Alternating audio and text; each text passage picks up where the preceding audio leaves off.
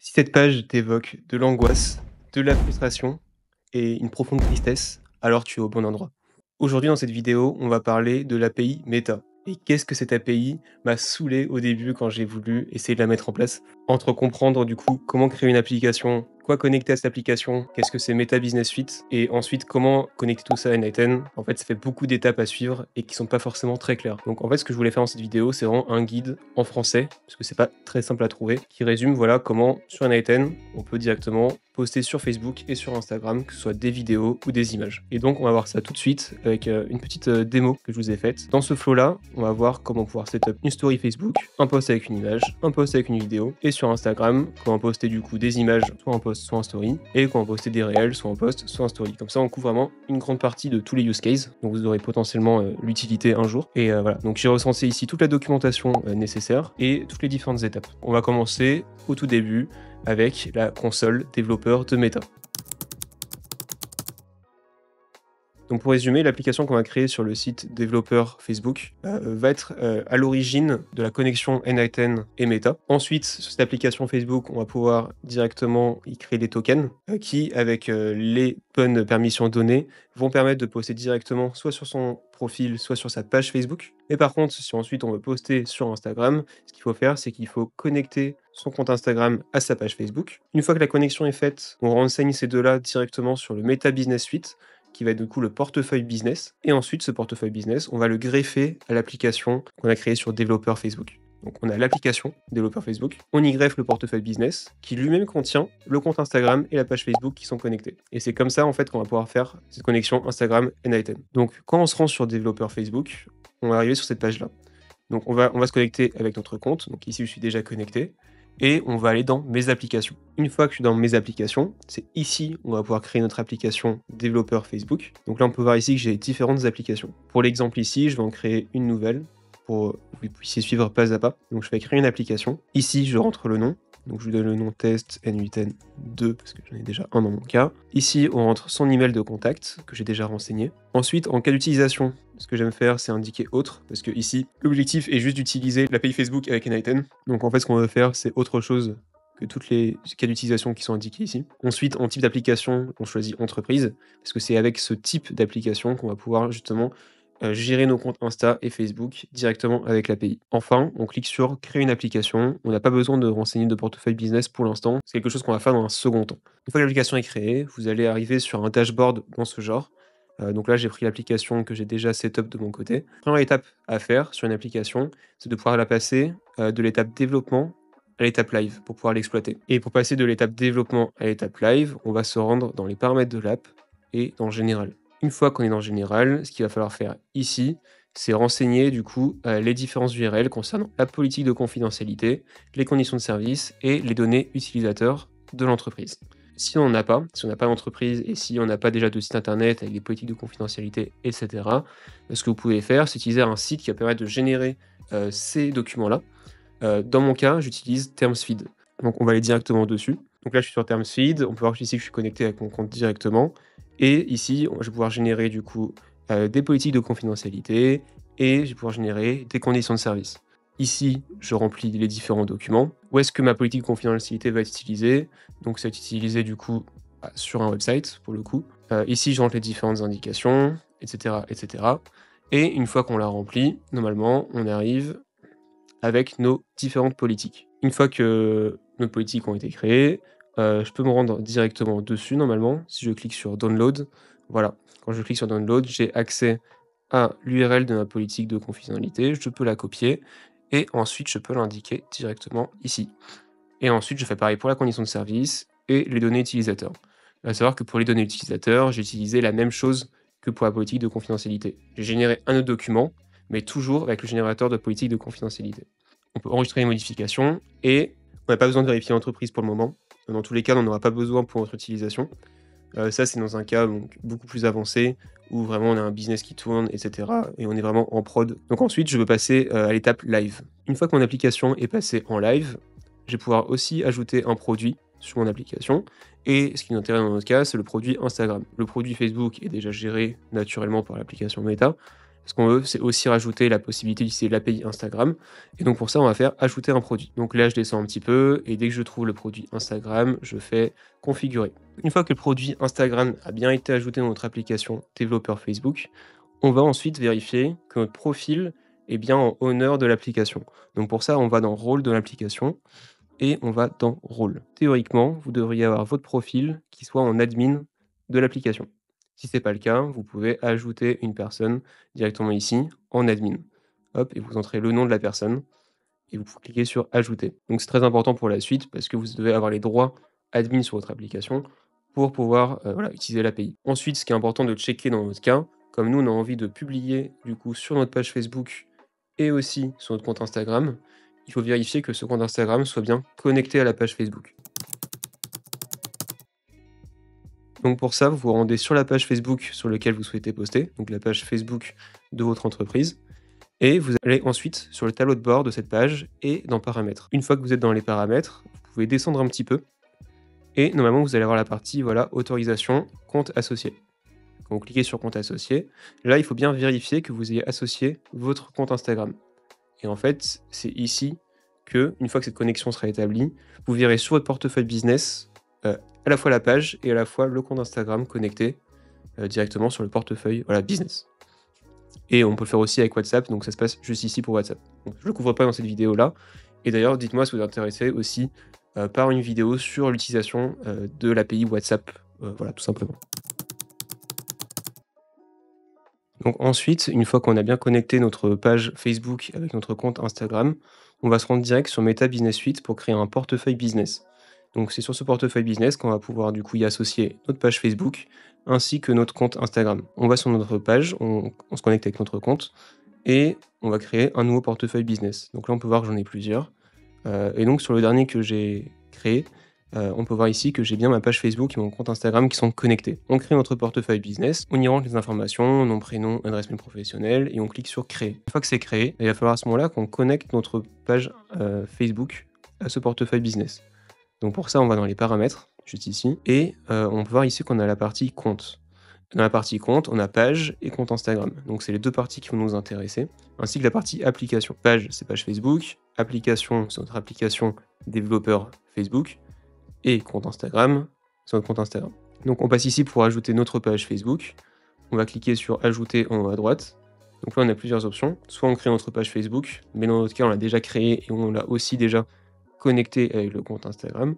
Donc ici on va ajouter une page Facebook existante. On va rentrer l'URL directement à la page Facebook, c'est l'URL qui marche le mieux. Parce que s'il y a plusieurs pages avec le même nom, voilà, ça peut poser problème. Et on clique sur ajouter. Donc une fois que votre page Facebook est ajoutée, on va ajouter ensuite le compte Instagram. On passe toujours par ici, compte Instagram, et on clique sur ajouter. Alors normalement, de base, je crois qu'il est déjà ajouté automatiquement vu qu'il est connecté à votre page déjà. Et donc il va s'ajouter tout seul du coup à votre portefeuille business. Mais dans le doute, voilà, vous pouvez passer par ici, sinon cliquez sur le bouton ajouter. J'accepte, revendiquer le compte Instagram. Et ensuite, vous pouvez vous connecter avec votre compte directement. Donc il faudra rentrer donc, le nom, l'utilisateur et le mot de passe. Du coup, il va falloir donner accès à votre profil sur ce portefeuille business pour pouvoir gérer cette page Facebook et ce compte Instagram. Et donc pour ça, il va falloir avoir un utilisateur système, comme l'application avec l'admin, mais cette fois-ci c'est sur le portefeuille business. Et donc pour ça, on se rend dans utilisateur système, juste ici. Et vous devez avoir normalement un utilisateur système. Si c'est pas le cas, vous pouvez en ajouter un, juste ici, avec un name et un rôle, donc le rôle admin. Et ensuite, normalement, cet utilisateur système doit être connecté à votre page et à votre compte. Si ce n'est pas le cas, du coup, on va se rendre sur la page qu'on vient de rajouter au portefeuille business et dans les personnes avec le contrôle total, on va faire affecter des personnes. On va choisir l'utilisateur système qu'on vient de créer et on va lui donner le contrôle total de la page. On va faire affecter et ensuite votre profil apparaîtra bien juste ici. On fait pareil pour le compte Instagram, on fait affecter des personnes, on choisit l'utilisateur admin qu'on vient de créer, on lui donne le contrôle total donc à toutes les fonctionnalités pour gérer la page, et donc ici le compte, et on clique sur affecter. Donc là pareil, votre utilisateur apparaîtra juste ici. Et donc suite à ça, normalement, quand vous retournez en utilisateur système, votre utilisateur, quand vous allez dessus, il aura bien le contrôle total de votre page Facebook et le contrôle total de votre compte Instagram. Et donc là maintenant, dernier point, on peut voir ici que mon utilisateur a aussi le contrôle total sur l'application développeur Facebook qu'on a créée au tout début de la vidéo. Si vous ne l'avez pas encore, ce qu'il faut faire, c'est se rendre dans la partie application, dans la partie compte, et il faut ajouter cette application. Donc pour ça, on va cliquer sur le bouton ajouter. Ici, on va faire associer un ID d'app. Et on va rentrer l'ID de l'application en question. L'ID de l'application, on va le récupérer directement sur l'app sur développeur Facebook. Donc là, je suis sur mon app et effectivement, j'ai l'ID juste ici. Je peux cliquer sur copier et ensuite, je peux le renseigner directement dans la fenêtre. Et ensuite, votre app va bien apparaître dans la partie application. Et ne pas oublier qu'il faut affecter des personnes et on va y affecter notre utilisateur et on va lui donner le contrôle total qui est de gérer l'app. Et donc, on va avoir un utilisateur système dans notre portefeuille qui va pouvoir avoir les droits admin sur notre page Facebook, sur notre compte Instagram et sur notre application. Pensez bien aussi à chaque fois que vous assignez du coup un utilisateur à une page, à un compte ou à une app, pensez bien à un reload de la page aussi, parce qu'il faut à chaque fois reload pour que l'utilisateur voilà, apparaisse ensuite dans le contrôle de la page. Donc super, merci d'être arrivé jusque-là. Maintenant qu'on a fait tout ça, comment est-ce qu'on peut voilà, connecter nos modules Facebook et nos modules Instagram, enfin, qui sont gérés du coup par Facebook, avec nos comptes? Bah, tout simplement, maintenant qu'on a fait ça, donc on va faire déjà pour la partie Instagram. Pour la partie Instagram, on se rend sur le portefeuille business, on clique sur utilisateur système, on sélectionne l'utilisateur système auquel on a attribué voilà, tous les droits admin sur la page, sur le compte Insta et sur l'application, et on clique sur générer un token. Donc on va pouvoir sélectionner l'application, donc celle que l'on a connectée au préalable. On fait suivant. Expiration du token, donc là c'est ça qui est très cool en passant par cette méthode-là, c'est qu'en fait on a la possibilité d'avoir un token qui n'expire jamais. Donc c'est très cool en termes d'automatisation, parce qu'ensuite on peut laisser les automatisations run pendant très très longtemps sans jamais avoir besoin de retourner voilà, dans ce portefeuille business ou dans cette app Facebook pour refresh le token. Donc là on fait suivant. En autorisation, donc ici je vous mets toute la liste des autorisations à donner pour pouvoir gérer le compte Instagram, donc pouvoir faire des posts de vidéos et des posts d'images. Et ensuite, on fait générer un token et on obtient un token. Voilà. On peut se rendre ensuite sur N-Item, on va sur un module, on connecte un credential et on connecte juste notre access token. Et voilà, normalement, la connexion est établie pour Instagram. Pour ce qui en est de la connexion Facebook, cette fois-ci, on ne va pas passer par Meta Business, on va passer directement par l'application développeur Facebook qu'on a créée au tout début de la vidéo. Pour ça, ce qu'on va faire, c'est que c'est très simple, on va dans Outils et on va dans Explorateur de l'API Graph. Une fois qu'on est ici, il va falloir donner toutes les autorisations suivantes. Donc là, on choisit voilà, les autorisations et il faut donner précisément ces autorisations-là. Déjà, la partie Pages Show List est très importante car cette autorisation va nous permettre de sélectionner voilà, notre page Facebook directement à qui on veut donner accès par le token à la page. On donne ces 6 autorisations-là et on sélectionne ensuite notre application Meta et directement la page sur laquelle on veut publier, juste ici, et on clique sur générer un token. On se reconnecte avec notre compte. Notre token a été généré. On va le copier. À savoir que là, ce token-là, il est disponible que pour quelques heures normalement. Et vous, ce que vous voulez, voilà, c'est l'avoir pour une durée beaucoup plus longue pour que ça puisse tourner sur des automatisations. Et donc, ce qu'on va faire, c'est qu'on va se rendre dans la partie outils et on va débugger notre token. Je colle mon token juste ici. Je clique sur débugger. Là, on peut voir un résumé de notre token, à quoi il sert. Donc, il donne accès à l'app Test N-Item. Il donne accès à ces permissions-là.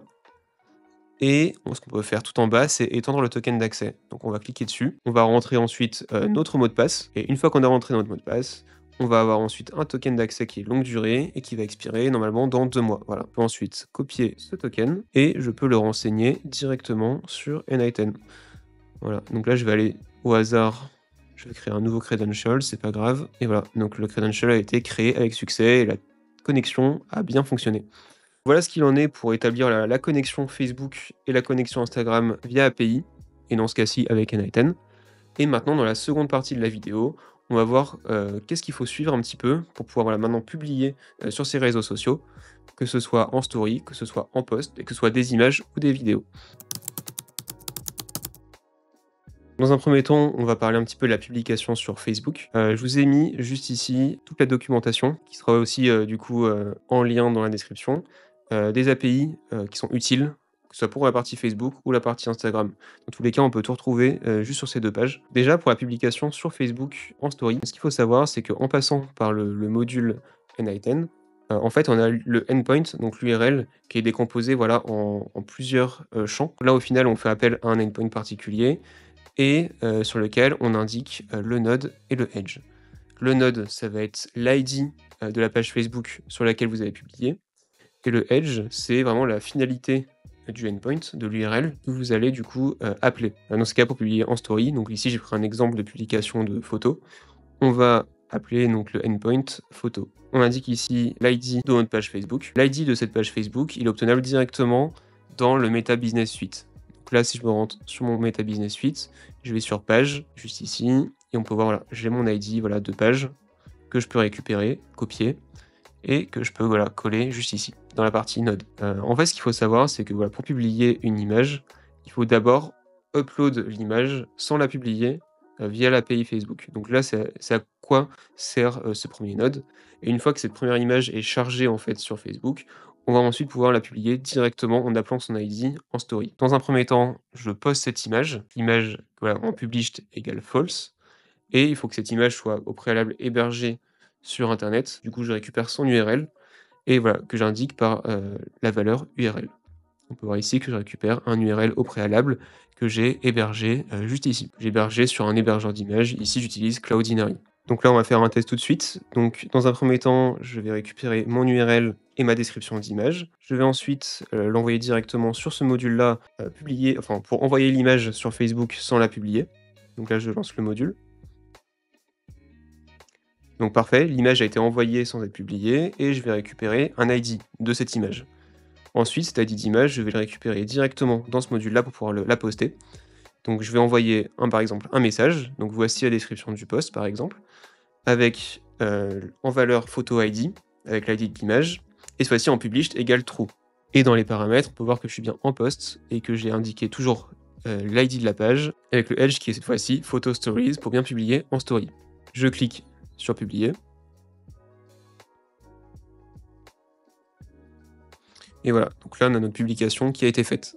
Si je me rends ensuite sur ma page, on peut voir qu'il y a effectivement une story, et si je clique sur voir la story, voilà, en effet, l'image a bien été publiée. Donc c'est parfait. Ensuite, pour poster avec une image, toujours pareil, on va préparer l'image directement sur Facebook, avec le node et le edge photo, publish false et l'URL. Donc ça change pas, c'est quelque chose de récurrent du coup.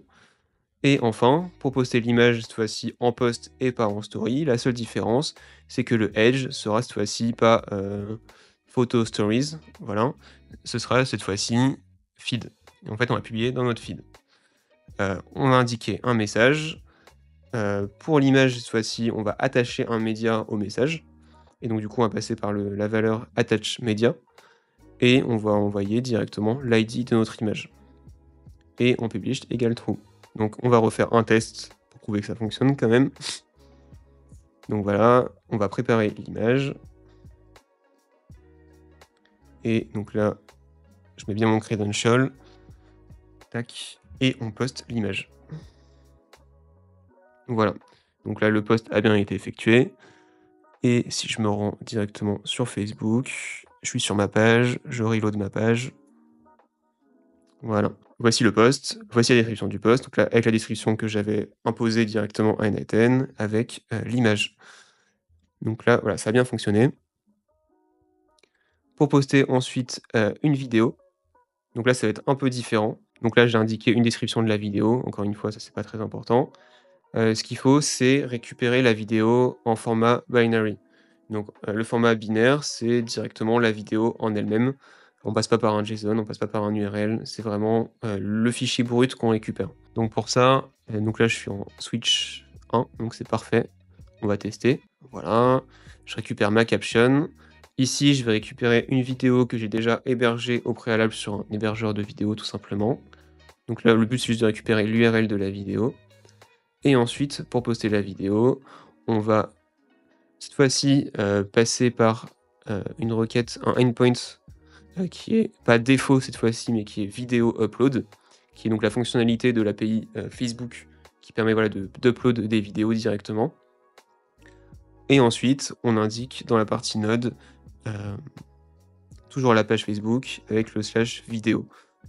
Donc j'ai effectué comme ça, mais normalement, on peut juste retirer le slash vidéo et indiquer, juste vidéo dans le Edge et normalement ça fonctionne. Donc on peut voir ici qu'on récupère directement le format binary, du fichier et en fait ce binary, on va le récupérer dans la partie, heu, ici, send binary file. On va envoyer directement un fichier binaire, à Facebook et la source de ce fichier, c'est data, parce que le fichier s'appelle, nativement data, en sortant du node, n-iten. Donc on va pouvoir ensuite poster, notre vidéo directement. Voilà, notre vidéo a bien été postée. On va vérifier ça directement sur la page. On relance la page, bien sûr. Ah oui, ce qu'il faut savoir, c'est que ça peut prendre un peu de temps, pour que cette vidéo soit postée. Donc voilà, la vidéo a bien été publiée à l'instant, tout est là, donc c'est super. Ça, c'était un petit peu pour la partie Facebook et on va voir maintenant pour la partie Instagram. Pour la partie Instagram, c'est un petit peu différent. Déjà pour la partie, image, en fait, Instagram fonctionne en 2 temps. Dans un premier temps, il va falloir créer un container qui va porter l'image, donc on va charger cette image aussi sur Instagram et ensuite on va la poster, directement, sur notre compte. On va se rendre un petit peu sur le module pour voir un peu ce qu'il y a dans ce conteneur. Ici, on peut voir aussi qu'on est en post. On va indiquer le node, donc on va indiquer le compte Instagram qu'on va récupérer aussi dans le portefeuille business et on va indiquer le edge, média cette fois-ci, parce qu'on va envoyer un média, donc une image. À savoir aussi qu'on a la même chose pour la partie vidéo, on indique aussi le edge média pour créer le container. Ici, on va lui indiquer image URL, qui va être du coup l'URL de notre image, toujours. Caption, donc ça va être la description de cette image. Et quel type de média on va lui envoyer. Donc là, c'est un média de type image. On va créer le container juste ici. Ah oui, j'ai pas indiqué mon credential, donc j'indique mon credential et je publie, je crée mon container. Hop, donc là, ça a fonctionné. Le container a été créé ou est en cours de création. Avec Instagram, ça peut mettre un peu de temps des fois, pour la création du container. C'est pour ça que j'ai mis un wait juste ici pour, être plus sécure. En gros, on va attendre un petit peu et ensuite pouvoir, envoyer l'image directement en post. Ce qu'on peut faire aussi, c'est qu'il y a une query qu'on peut rajouter qui va permettre de checker le statut du container normalement et tant que le statut n'est pas en completed, voilà, on peut reboucler, ainsi de suite, si on veut, voilà, ne pas avoir à attendre 60 secondes à chaque fois.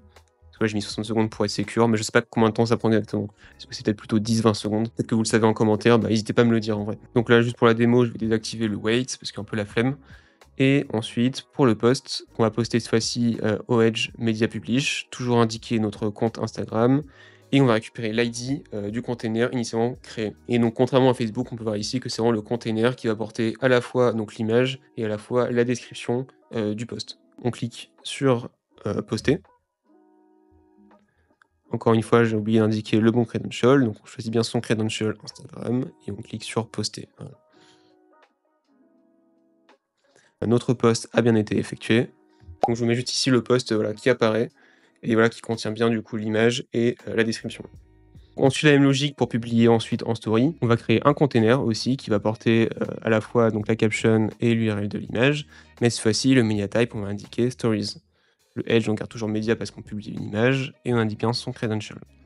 Et enfin pour le post, pareil, on va garder la même chose que, pour le post image et on va indiquer aussi, le creation ID, créé au préalable. Donc en fait, la distinction entre publier en post ou en story se fait uniquement au niveau du container, dans lequel on va indiquer soit, juste ici media type image ou alors media type, stories, juste ici. Et donc cette fois-ci pour poster un réel, voilà, donc on va récupérer notre vidéo. Donc encore une fois, je fais juste un get d'une vidéo que j'ai déjà hébergée au préalable. Et maintenant que j'ai créé cette vidéo, je vais créer mon container. Toujours le même principe, toujours le edge media. La seule différence que cette fois-ci, le media type va être réel. Pour un post image, on avait bien le media type qui était image. Et là, cette fois-ci, pour un post réel, c'est media type reels. Donc là, j'avais pas indiqué mon caption. Donc du coup, je l'indique juste là, voilà. Caption qui est la description du réel. Donc là, j'ai bien tout ce qu'il faut et je peux créer le container de Montréal. Donc voilà, il a bien été créé. Et ensuite, j'attends un petit peu, histoire que le container là, prenne le temps d'être créé, surtout que c'est un peu plus long pour une vidéo. Et ensuite, je vais pouvoir poster. Encore une fois, le Edge, c'est du Media Publish. Le Node, c'est notre compte Instagram. En fait, le post ne change jamais. C'est vraiment le container qui va indiquer s'il s'agit d'une story, d'un réel ou d'une image. Et ensuite, voilà, je peux poster. Pour la partie story, pareil, au niveau du container. Cette fois-ci, on indique Media Type Stories, mais en envoyant cette fois-ci la partie vidéo URL. Et enfin, on peut publier toujours en gardant la même structure. Pour résumer, sur Instagram, à chaque fois, on publie avec le Edge Media Publish. Et en fait, la distinction se fait dans le container. Si on veut publier en story, on indique dans le container media type stories. Si on veut publier un post image dans le media type, on indique cette fois-ci image. Et si on veut publier un réel dans le container media type, on indique réel. Voilà. Pour la partie Facebook, il fallait donc juste préparer l'image, donc c'est-à-dire l'envoyer à Facebook sans la publier. On récupère son ID et ensuite on fait un post. Et la distinction entre story et post se faisait cette fois-ci dans le Edge directement, avec la partie photo stories, la partie feed pour publier en post, et la partie vidéo pour publier en post, mais une vidéo cette fois-ci. Et on n'oublie pas qu'on récupérait cette fois-ci un fichier de type binaire. J'espère que cette vidéo vous a plu. Moi, dans tous les cas, je vous mets ce template en description, ce qui contient à la fois toute la documentation et un petit peu les conseils des différents paramètres à indiquer dans les nodes Facebook. Et j'espère que voilà, ce template pourra vous être utile, parce que c'est vrai que j'ai galéré énormément la première fois que j'ai voulu setup cette connexion Facebook. Parce que c'est vrai que voilà, il y a beaucoup de choses à savoir entre voilà, l'application Facebook, ensuite il faut connecter un portefeuille business, mais voilà, quelle est la relation entre les deux. J'espère qu'en tout cas c'est un petit peu plus clair pour vous. Si vous avez des questions, n'hésitez pas à les poser en commentaire, j'y répondrai. C'est vrai que ça fait toujours plaisir de pouvoir se débloquer voilà, sur quelque chose qui nous a bloqué pendant très longtemps. Moi sur ce, je vous dis à la prochaine, passez une bonne journée, allez ciao.